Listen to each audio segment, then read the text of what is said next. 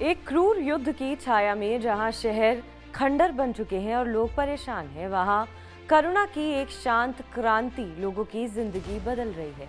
गुरुदेव श्री श्री रविशंकर के नेतृत्व में art of living foundation Ukraine पहुंचा है, हथियारों के साथ नहीं बल्कि जीवन, उपचार और एक उम्मीद के साथ। जब यूक्रेनी सेना के अधिकारी पहली बार आर्ट ऑफ लिविंग के ट्रॉमा राहत सत्रों में आए तो दृश्य दिल दहला देने वाला था। एक आर्ट ऑफ लिविंग शिक्षक की माने तो उन्हें देखकर मेरा दिल टूट गया।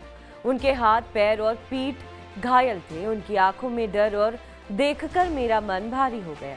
पर फिर कुछ असाधारण होने लगा। आर्ट ऑफ लिविंग की श्वास और ध्यान तकनीक सीखने के बाद इन्हीं अधिकारियों ने बताया कि वो शांत, संतुलित और सुरक्षित महसूस कर रहे हैं। युद्ध के दिखने वाले घाव धीरे धीरे हल्के होने लगे। यूक्रेन में इसका प्रभाव इतना गहरा था कि यूक्रेन के सैन्य नेतृत्व ने सार्वजनिक रूप से गुरुदेव के कार्य को मान्यता दी और सम्मानित किया। बटालियन कमांडर स्वयं गुरुदेव के सामने खड़े हुए और उन्हें मानद पुरस्कार भेंट किया। अपने सैनिकों की ओर से उन्होंने कहा कि गुरुदेव, हम आपका धन्यवाद करते हैं उस ज्ञान और कार्यक्रमों के लिए जो हमारे जवानों को मिले। जब बम गिरे, हम में से कई लड़ने के लिए उठ खड़े हुए, लेकिन इस सिक्के के दूसरे पहलू की बात कोई नहीं करता। वो विशाल खालीपन, क्रोध और घृणा जिसमें हम 24 घंटे जीते हैं। आर्ट ऑफ लिविंग के कोर्स के बाद हमारे जीवन बदलने लगे। जिनके घाव इतने गंभीर थे कि उनका जीवन पहले जैसा नहीं बचा, वो भी अब भविष्य के लिए योजनाएं बना रहे हैं। उनकी आंखों में